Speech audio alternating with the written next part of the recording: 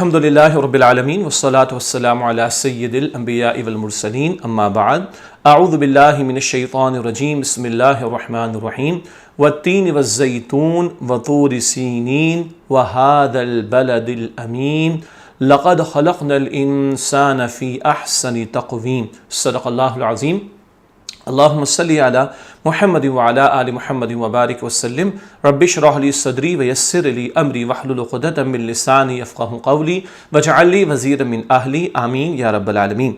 عزیز طلباء طالبات محترم حضرات و خواتین، السلام علیکم ورحمۃ اللہ وبرکاتہ۔ کلاس نمبر 5 ہے۔ آج انشاءاللہ تعالی ہم سورۃ التین کا مطالعہ کریں گے۔ سورۃ التین کا شان نزول، اس کا تعارف، اس کا ترجمہ، مختصر تشریح اور علم و عمل کی باتیں ہمیشہ کی طرح یہ تمام سیگمنٹس آج کے لیسن میں بھی آپ کے سامنے پیش کیے جائیں گے۔ کتاب کا صفحہ نمبر 28 اور 30 یہ ہمارے پیش نظر رہے گا۔ تین کا انشاءاللہ تعالی ہم مطالعہ کریں گے، تو آئیے باقاعدہ اپنی کلاس کے آغاز کی طرف چلتے ہیں۔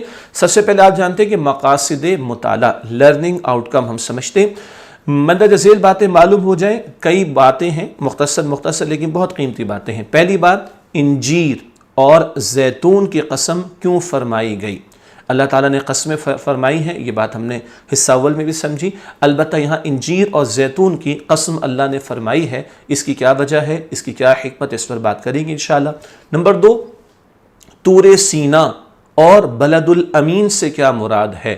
طور سینا سے موسیٰ علیہ السلام، بلد الامین مکہ مکرمہ، بات ہوگی آگے انشاءاللہ۔ تو طور سینا اور بلد الامین سے کیا مراد ہے اور ان کی قسمیں کیوں فرمائی گئی ہیں، اس پر بات ہوگی۔ تیسرا نقطہ، اللہ سبحانہ وتعالیٰ نے کس لحاظ سے انسان کو بہترین صورت میں پیدا فرمایا، کیوں انسان کو بہترین تخلیق کہا گیا، اس پر بات ہوگی۔ نمبر 4، انسان کو کن دو کیفیتوں کا ذکر کیا گیا ہے، ایک اچھی اور ایک بری کیفیت، یہ دو کیفیات کیوں بیان کی گئی، کن کیفیات کو بیان کیا گیا، دو کیفیات پر بات ہوگی۔ پانچویں بات، جہنم کی پستیوں سے نجات پانے والے کون لوگ ہیں؟ جہنم کی پستیاں، ان سے بچائے جانے والے، نجات پانے والے کون ہیں، ان پر بات ہوگی۔ اللہ تعالیٰ انہی لوگوں میں ہمیں شامل رکھے۔ چھٹی بات، جسم اور روح کا کیا تعلق ہے، بڑا اہم سوال۔ ساتویں بات، پستیوں میں گرنے سے بچنے والوں کے لیے کیا خوشخبری ہے، جو جہنم سے بچا لیے گئے ان کے لیے کیا خوشخبری ہے، یہ بات بھی سامنے آئے گی۔ آٹھویں بات، جسم اور روح کی کیا ضروریات ہیں، ایک تو بات ہوگی کہ جسم اور روح کا تعلق کیا ہے، اور ایک بات ہوگی کہ جسم اور روح کی کیا ضروریات ہیں۔ نویں بات، اللہ سبحانہ وتعالیٰ کی کیا شان بیان فرمائی گئی ہے، اللہ کی عظمت کا ذکر کس انداز سے آیا، بات ہوگی انشاءاللہ۔ اور 10ویں اور آخری بات، حدیث شریف کے مطابق اس سورت کی آخری آیت کے اختتام پر کیا کہنا چاہیے، سورت جب تکمیل اس کی ہو رہی ہو تو اللہ کے پیارے رسول علیہ السلام نے کچھ پڑھنے کو ہمیں ارشاد فرمایا، اس کو بھی ہم سمجھیں گے۔ تو ایک مختصر سورت ہے لیکن اتنی ساری باتیں انشاءاللہ آج کے لیسن میں ہمارے سامنے آئیں گی۔ اب چلتے ہیں ربط سورت کی طرف۔ گزشتہ سورت ہم نے سورہ انشراح مکمل کی، اب سورۃ التین کا آغاز ہو رہا ہے۔ ان دونوں کا باہمی تعلق کیا ہے، آئیے ربط سورت کو سمجھتے ہیں۔ سورۃ الانشراح کے آخر میں ارشاد ہوا کہ جیسے ہی آپ صلی اللہ علیہ وسلم کو اسلام کی دعوت کو پھیلانے کی جد و جہد سے فراغت میسر ہو تو آپ صلی اللہ علیہ وآلہ وسلم اپنے رب کو یاد کیا کریں۔ فَإِذَا فَرَغْتَ فَانْصَبْ وَإِلَىٰ رَبِّكَ فَارْغَب، رب کو یاد کیا کریں۔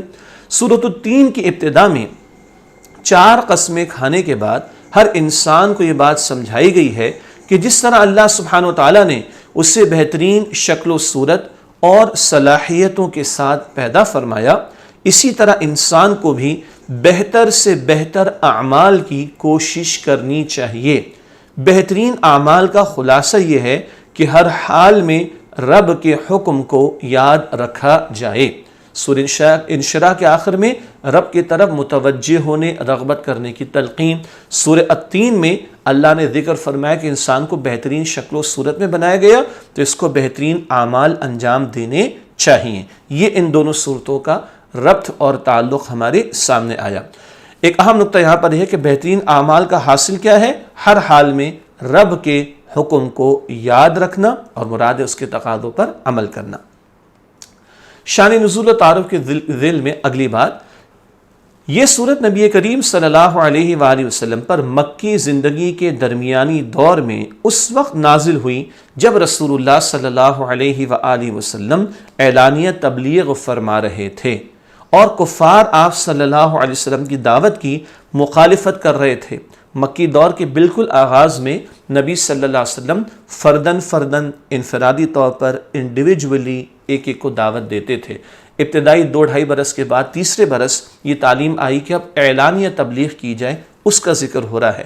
جب اعلانیہ یعنی پبلکلی آپ صلی اللہ علیہ وسلم نے توحید کی دعوت پیش کرنا شروع کی تو کفار مخالفت کر رہے تھے۔ آگے لکھا ہے ہم نے، اس صورت کی ابتدا میں اللہ سبحانہ وتعالیٰ نے 4 چیزوں کی قسم فرمائی ہے جن سے عموماً مختلف انبیاء کرام علیہم السلام کے علاقے مراد لیے جاتے ہیں۔ کچھ قسمیں اللہ نے بیان فرمائی اور اکثر مفسرین نے ان سے مراد یہ لی ہے کہ کچھ انبیاء علیہم السلام کے علاقوں کی طرف اشارہ ہے ان 4 قسموں کے بیان کرنے کے تعلق سے۔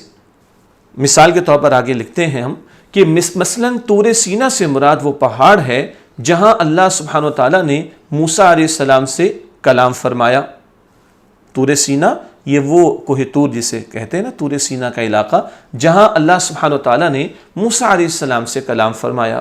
اور امن والے شہر سے مراد مکہ مکرمہ ہے جہاں حضور نبی کریم صلی اللہ علیہ وسلم کی ولادت مبارک ہوئی۔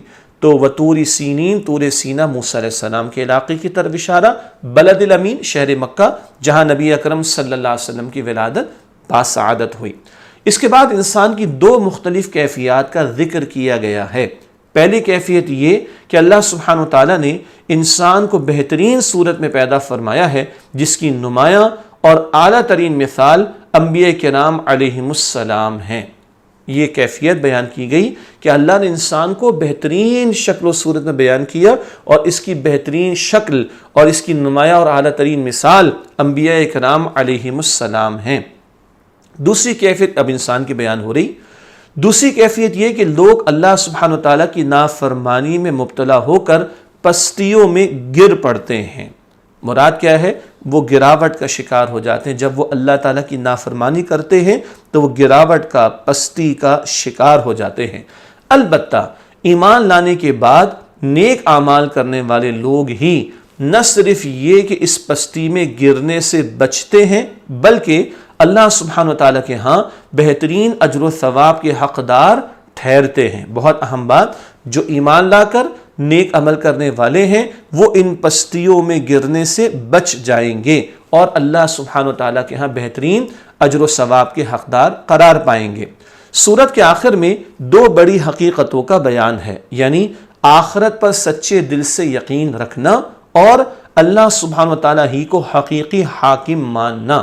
کچھ لوگوں کے پاس اختیار تو دنیا میں وہ اللہ کا دیا ہوا ہے، حقیقی حاکم کون ہے؟ اللہ سبحانہ وتعالیٰ۔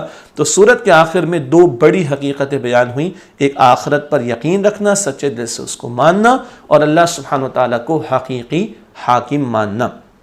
ایک بات عرض کرتا چلوں کہ شان نزول اور تعارف کو ہم ترجمے سے پہلے اس لیے آپ کے سامنے رکھتے ہیں کہ ذہن میں ایک بنیادی بات آ جائے کہ کن موضوعات پر کلام ہوگا، پھر ترجمہ پڑھتے ہیں تو بات تھوڑی سی اور کلیئر ہوتی ہے اور پھر تشریح کی طرف جاتے ہیں تو آیات کو سمجھنا ہمارے لیے الحمدللہ آسان ہو جاتا ہے۔ شان نزول اور تعارف کے بیان کے بعد اب آئیے سورت کی آیات کا تلاوت کا بھی اہتمام کرتے ہیں اور ساتھ ساتھ ترجمے کو بھی سمجھیں گے۔ مختصر میں آپ کے سامنے رکھ رہا ہوں، یعنی ٹھہر ٹھہر کر آپ بھی میرے ساتھ دہرانے کی کوشش کیجیے۔ اعوذ باللہ من الشیطان الرجیم، بسم اللہ الرحمن الرحیم، والتین والزیتون وطور سینین وهذا البلد الأمين لقد خلقنا الإنسان في أحسن تقويم ثم رددناه أسفل سافلين إلا الذين آمنوا وعملوا الصالحات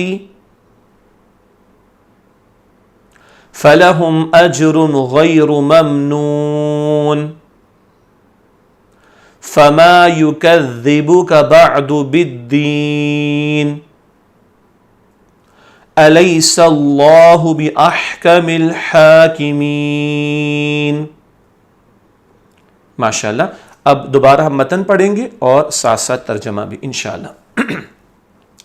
والتین والزیتون، قسم ہے انجیر کی اور زیتون کی. وطور سینین، اور طور سینا کی. وہذا البلد الامین، اور اس امن والے شہر مکہ کی. لقد خلقنا الانسان فی احسن تقویم، یقیناً ہم نے انسان کو بہترین صورت میں پیدا فرمایا. ثم رددناہ اسفل سافلین، پھر ہم نے اس کو پست ترین حالت کی طرف پھیر دیا.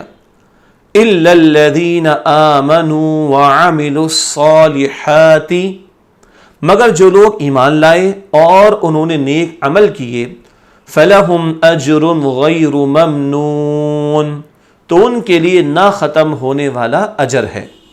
فما یکذبک بعد بالدین، تو اس حقیقت کے بعد روز جزا کو جھٹلانے پر تمہیں کون سی چیز آمادہ کرتی ہے. الیس اللہ باحکم الحاکمین، کیا اللہ سب حاکموں سے بڑا حاکم نہیں؟ یقیناً وہی ہے. ایک مرتبہ ترجمہ دوبارہ آپ کے سامنے سورۃ التین کا میں پڑھ رہا ہوں. قسم ہے انجیر کی اور زیتون کی اور طور سینا کی اور اس امن والے شہر مکہ کی. یقیناً ہم نے انسان کو بہترین صورت میں پیدا فرمایا، پھر ہم نے اس کو پست ترین حالت کی طرف پھیر دیا. مگر جو لوگ ایمان لائے اور انہوں نے نیک عمل کیے تو ان کے لیے نہ ختم ہونے والا اجر ہے. تو اس حقیقت کے بعد روز جزا کو جھٹلانے پر تمہیں کون سی چیز آمادہ کرتی ہے؟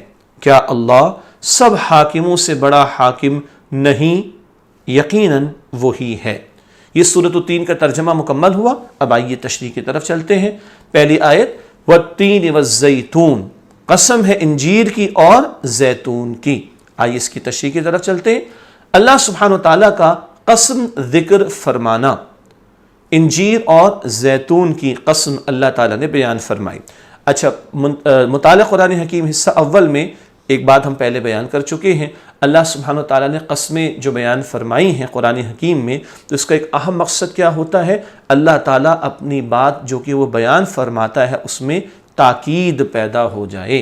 اور اللہ تعالیٰ جب کوئی قسم بیان فرماتا ہے تو اس کے بعد جس بات کو بیان کیا جاتا ہے، تو جس بات کی قسم بیان کی گئی اور اس کے بعد جو بات بیان کی جاتی ہے اس میں ایک ربط اور تعلق بھی ہوتا ہے. یہاں انجیر اور زیتون کی قسم بیان کی گئی. اس سے کیا مراد ہے؟ مفسرین کی اس پر مختلف آراء ہیں. نمبر ایک، شام و فلسطین کی سرزمین جہاں کثرت سے انجیر و زیتون پائے جاتے ہیں.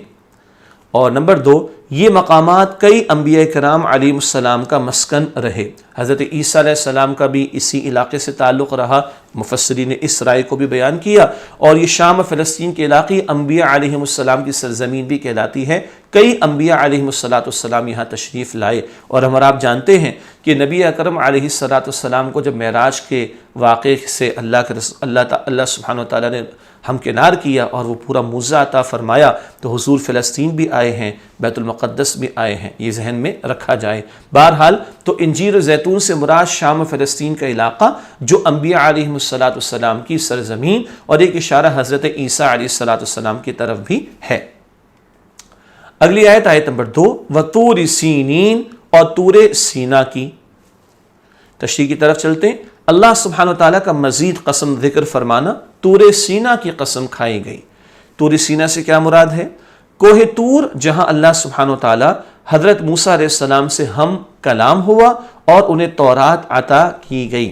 حضرت موسیٰ علیہ السلام سے طور پہاڑ پر اللہ سبحانہ وتعالیٰ نے کلام فرمایا. حصہ دوم جو ہم پارٹ 2 پڑھ رہے ہیں، جب یہ کچھ سورہ والضحا سے جو ہم نے سلسلہ شروع کیا، اور یہ صورتیں کچھ مکمل ہو جائیں گی سورہ حمزہ تک، تو اس کے بعد ہم ابراہیم علیہ السلام کا واقعہ بھی اور پھر موسیٰ علیہ السلام کا واقعہ بھی تفصیل سے پڑھیں گے۔ خیر، تو طور سینہ سے مراد کوہ طور کی طرف اشارہ، جہاں اللہ سبحانہ وتعالیٰ نے حضرت موسیٰ علیہ السلام سے کلام فرمایا اور پھر انہیں تورات بھی عطا ہوئی ہے۔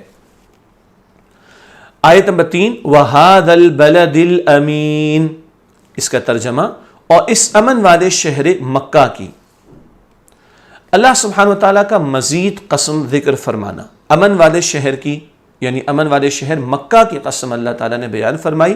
مکہ شہر سے مراد وہ شہر کے جہاں حضرت ابراہیم علیہ السلام اور حضرت اسماعیل علیہ السلام نے خانہ کعبہ تعمیر فرمایا، اور یہی شہر آپ صلی اللہ علیہ وآلہ وسلم کا مسکن رہا۔ ابراہیم علیہ السلام نے اپنے بیٹے اسماعیل علیہ السلام کو یہاں آباد کیا، واقعہ ذہن میں آ رہا ہے۔ صفا مروہ کی سعی کی تھی بی بی حاجرہ سلام علیہا نے، زمزم اللہ تعالیٰ نے جاری کر دیا، پھر وہ نسل وہاں پر آباد رہی۔ پھر ابراہیم علیہ السلام اور اسماعیل علیہ السلام نے مل کر خانہ کعبہ کی از سر نو، یعنی نئے سرے سے تعمیر فرمائی، اور ابراہیم اور اسماعیل علیہ السلام کے 2500 سالوں کے بعد نبی کریم علیہ السلام کی ولادت یہیں مکہ مکرمہ کے شہر میں ہوئی ہے، تو یہیں حضور پھر رہے بھی ہیں۔ آغاز وحی کی عمر 40 برس کی، اس کے بعد 13 برس حضور مکہ مکرمہ رہے، اور اس کے بعد حضور نے پھر ہجرت فرمائی تھی۔ تو بلد الامین سے مراد شہر مکہ۔ ان 3 آیات کے بعد اب چوتھی آیت میں جو باتیں قسم اللہ تعالیٰ نے بیان فرمائی، تو وہ اب بتایا جا رہا ہے کس بات پر قسم اللہ تعالیٰ نے بیان فرمائی ہے۔ ارشاد ہوا، لَقَدْ خَلَقْنَا الْإِنسَانَ فِي أَحْسَنِ تَقْوِيمٍ، ترجمہ، یقیناً ہم نے انسان کو بہترین صورت میں پیدا فرمایا۔ تشریح کی طرف چلتے ہیں۔ شہر مکہ کی قسم فرمانے کے بعد اللہ سبحانہ وتعالیٰ کا فرمان، اللہ سبحانہ وتعالیٰ نے انسان کو بہترین ساخت میں پیدا کیا۔ بہترین ساخت میں پیدا کرنے سے مراد، آئیے اس بات کو سمجھتے ہیں کیا مراد ہے بہترین ساخت سے۔ اللہ سبحانہ وتعالیٰ نے انسان کی فطرت کو بھی دوسری مخلوقات سے احسن بنایا ہے۔ احسن، the best، سب سے بہترین، جی۔ اللہ سبحانہ وتعالیٰ نے انسان کی فطرت کو بھی دوسری مخلوقات سے احسن بنایا ہے، یعنی انسان کے اندر اپنی روح میں سے پھونک کر اسے مسجود ملائک بنایا۔ ملائکہ فرشتوں کو کہتے ہیں، مسجود جس کو سجدہ کیا جائے، مسجود ملائک کا مطلب کہ اللہ سبحانہ وتعالیٰ کے حکم سے فرشتوں نے سجدہ کیا آدم علیہ السلام کے سامنے اللہ کے حکم کے مطابق۔ تو انسان تو وہ کہ جس میں اللہ نے اپنی روح میں سے کچھ ڈالا، پھونکا، اور فرشتوں کو جھکنے کا اس کے سامنے حکم دیا۔ یہ انسان کی عظمت کا بیان، اور اس کی جسمانی شکل و صورت کو بھی دنیا کے سب جانداروں سے بہتر اور حسین بنایا۔ یعنی باطن میں تو اللہ نے انسان کی روح پھونکی اور اس کو عظمت عطا فرمائی، اور ظاہر کو بھی سارے جانداروں سے بہتر اور حسین بنایا۔ انسانوں کو بہترین ساخت میں پیدا کرنے کی اعلیٰ مثال حضرات انبیاء کرام علیہم السلام ہیں، اور بالخصوص ہمارے پیارے نبی سیدنا حضرت محمد مصطفیٰ صلی اللہ علیہ وآلہ وسلم۔ اللہ نے جو انسان کو بہترین ساخت میں پیدا کیا، تو اس کی اعلیٰ ترین مثال وہ انبیاء علیہم السلام، اور سارے انبیاء اور رسول ان کے امام الانبیاء سیدنا حضرت محمد مصطفیٰ صلی اللہ علیہ وآلہ وسلم۔ آیت نمبر 5، ثم رددناہ اسفل سافلین، ترجمہ، پھر ہم نے اس کو پست ترین حالت کی طرف پھیر دیا۔ آیت میں انسان کی حقیقت کی طرف اشارہ، کیا مراد ہے اس سے؟ جب انسان اللہ سبحانہ وتعالیٰ کی نعمتوں کی قدر نہیں کرتا، روح کے تقاضوں سے غافل رہتا ہے، اپنی نفسانی خواہشات کی پیروی کرتا ہے، تو وہ پستیوں کی پستی میں لوٹا دیا جاتا ہے، وہ جانوروں سے بھی بدتر ہو جاتا ہے۔ اللہ اکبر! روح انسان میں پھونکی گئی، اشرف المخلوقات، بہترین مخلوق بنایا گیا، تو انسان کو تو بہترین کام کرنے چاہیے، لیکن جب انسان اللہ کی نعمتوں کی قدر نہ کرے، اپنی روح کے تقاضوں پر عمل نہ کرے، رب کے حکم کے بجائے اپنی نفس کی خواہشات پر عمل کر کے برائیاں کرے، تو وہ پستیوں کی بھی پستی میں، گراوٹ کی بھی انتہا پر آ جاتا ہے، اور پھر وہ جانوروں سے بھی بدتر ہو جاتا ہے، بے مقصد زندگی گزار رہا ہوتا ہے، گناہوں میں جو ہے وہ مبتلا ہو کر اپنے آپ کو برباد کر لیتا ہے، اور سب سے بڑی پستی وہ جہنم کی آگ اور جہنم کے عذاب کی پستی ہوگی۔ اللہ تعالیٰ ان پستیوں سے میری آپ کی ہم سب کی حفاظت فرمائے۔ اگلی آیت، آیت نمبر 6، إِلَّا الَّذِينَ آمَنُوا وَعَمِلُوا الصَّالِحَاتِ فَلَهُمْ أَجْرٌ غَيْرُ مَمْنُونٍ، مگر جو لوگ ایمان لائے اور انہوں نے نیک عمل کیے تو ان کے لیے نہ ختم ہونے والا اجر ہے۔ یہ آیت نمبر 6 کا مفہوم اور ترجمہ ہے، تشریح کے حوالے سے چلتے ہیں سمجھنے کے لیے بات کو۔ پستیوں میں گرنے سے بچنے والے جو ایمان لائے اور جنہوں نے نیک اعمال کیے، یہ ہے اصل بات۔ جو ایمان لا کر نیک اعمال کرے وہ ہے جس نے بہترین ہونے کا ثبوت پیش کیا، وہ ہے جس نے روح کے تقاضوں پر عمل کیا۔ یہ لوگ پستیوں میں گرنے سے، دنیا میں گراوٹ اور بد اخلاقی کی انتہا، اس سے بچائے جائیں گے، اور کل جہنم کی آگ کی جو پستی ہے، گہرائی ہے جہنم کی، اس کے عذاب سے بچائے جائیں گے۔ آگے لکھا ہے، پستیوں میں گرنے سے بچنے والوں سے اجر کا وعدہ، آخرت میں نہ ختم ہونے والا اجر ہوگا۔ جنت ہمیشہ کے لیے ہے، جنت کی نعمتیں ہمیشہ کے لیے ہیں۔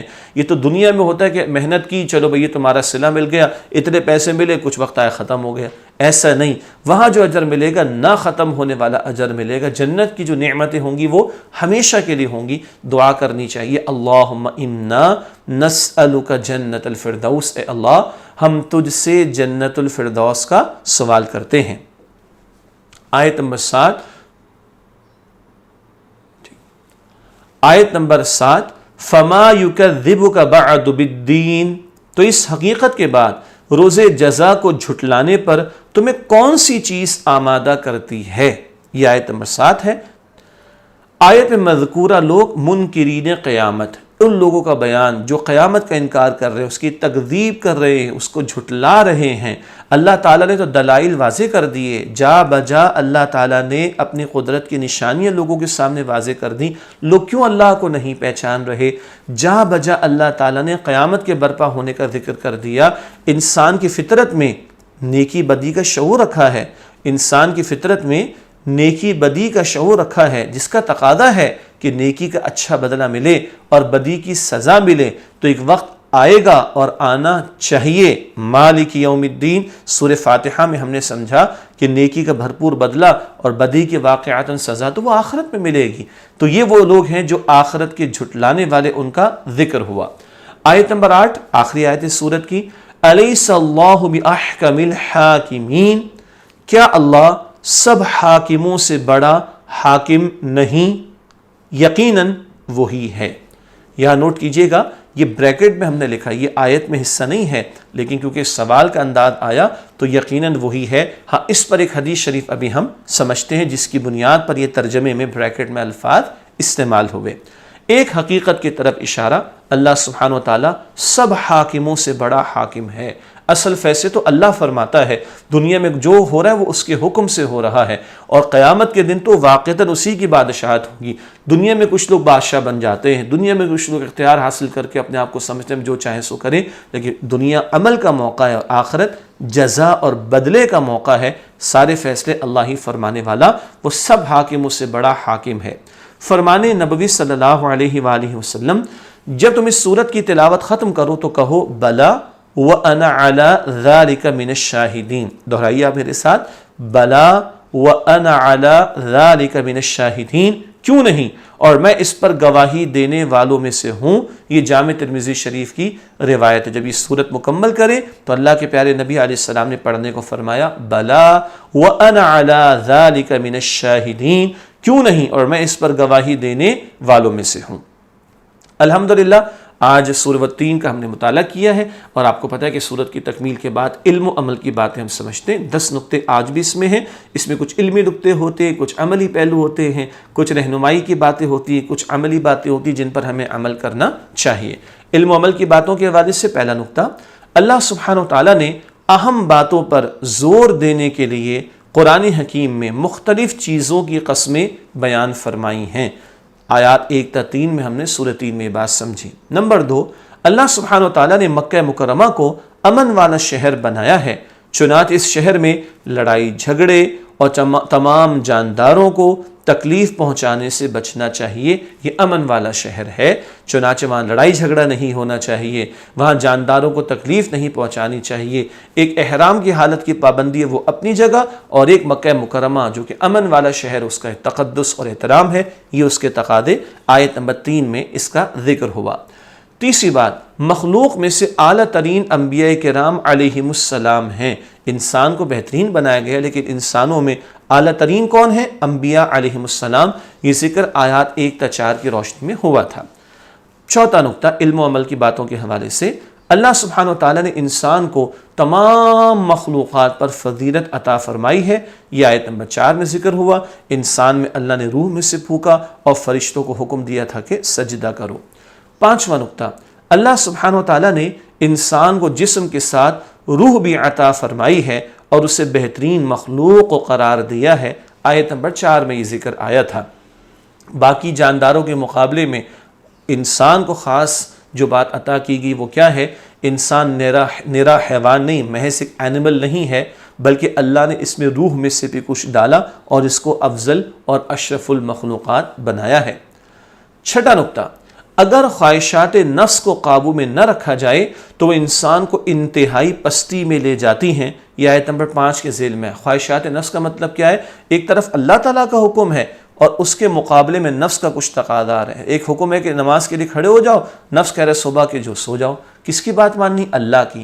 لیکن نفس کی خواہشات کی جو لوگ پیروی کریں اور اللہ کے احکامات کی خلاف ورزی کریں تو پھر یہ وہ لوگ ہیں جو انتہائی پستی میں مبتلا ہو جائیں گے۔ آیت نمبر 5 میں یہ بات تھی۔ 7واں نقطہ، جسم کی غذا کی طرح روح کو بھی غذا کی ضرورت ہوتی ہے، اور وہ ہے ایمان اور نیک اعمال کا اہتمام کرنا۔ جسم کو کھلاتے پلاتے ہیں وہ اپنی جگہ، روح کی بھی ضرورت ہے، قرآن اس کی غذا ہے۔ ایمان کی دولت کو بڑھانا، نیک اعمال کرنا، اس سے روح تقویت پاتی، مضبوط ہوتی چلی جاتی ہے۔ یہ آیت نمبر 6 میں ہم نے ذکر سمجھا روح کے تعلق سے۔ 8واں نقطہ، روح کی ضرورتوں کو پورا کر کے، یعنی ایمان اور نیک اعمال کے ذریعے انسان بہترین مقام پا سکتا ہے۔ انسان بہترین مقام پا سکتا ہے کب؟ جب وہ روح کی ضروریات کو پورا کرے، یعنی ایمان لائے اور نیک اعمال کرے۔ جو نفس کی خواہشات کی پیروی کرے وہ پستی کی انتہا پر، اور جو بلندی چاہتے ہیں، بڑا مرتبہ چاہتے ہیں، ان کو روح کے تقاضوں پر عمل کرنا ہے، یعنی ایمان لا کر نیک اعمال کرنا۔ آیت نمبر 6 میں بات آئی۔ 9واں نقطہ، آخرت کا انکار کرنے والے روح کی ضرورتوں کو پورا کرنے سے غافل رہتے ہیں۔ جو آخرت کو بھلا دیں، آیت نمبر 7 میں ذکر ہے، جو آخرت کو بھلا دیں ان کو فکر ہی کچھ نہیں ہوتی، جو چاہو سو کرو۔ کہتے ہیں نا it's my style, it's my choice, میری مرضی۔ نہ، جو اللہ کو واقعتاً مانے، آخرت کا طلبگار ہو، وہ میری مرضی نہیں کرے گا، وہ رب کی مرضی پر عمل کرے گا۔ اور جو آخرت کو بھلائے بیٹھے جو چاہے سو کریں گے اور روح سے غافل ہو جائیں گے تو پستی کی انتہا میں۔ اور آخرت میں پستی کیا ہے؟ وہ جہنم کی گہرائیاں، جہنم کے عذابوں کے معاملات۔ اللہ تعالیٰ ہم سب کو جہنم کے عذاب سے محفوظ فرمائے۔ 10واں اور آخری نقطہ علم و عمل کی باتوں کے حوالے سے، قیامت واقع ہو کر رہے گی اور اللہ سبحانہ وتعالیٰ اس دن تمام معاملات کا فیصلہ فرمائے گا۔ یہ آیت نمبر 7 اور 8 میں ذکر آیا۔ اللہ تعالیٰ سب حاکموں سے بڑا حاکم، دنیا عمل کا موقع، آخرت انجام اور نتیجوں کا مقام ہے، اور کل اللہ تمام فیصلے فرما دے گا۔ اللہ تعالیٰ ہمیں قیامت کا یقین عطا فرمائے، ہمیں ہماری روح کے تقاضوں پر عمل کی توفیق عطا فرمائے، ایمان کے تقاضوں پر عمل کی توفیق عطا فرمائے۔ ناظرین کرام، الحمدللہ سورۃ التین کا مطالعہ ہوا، اور انشاءاللہ اگلی نشست میں اگلے لیسن کے ساتھ حاضر ہوں گے۔ امید ہے آپ استفادہ کر رہے ہیں، دوسروں کو بھی مطلع کیجیے اس کورس کے بارے میں، اور امید ہے کہ کوئزز بھی آپ انشاءاللہ ٹائملی سبمٹ کریں گے۔ اللہ تعالیٰ مجھے، آپ کو، ہم سب کو، تمام مسلمانوں کو اپنی رحمتوں سے نوازے۔ وآخر دعوانا ان الحمدللہ رب العالمین۔ السلام علیکم ورحمۃ اللہ وبرکاتہ۔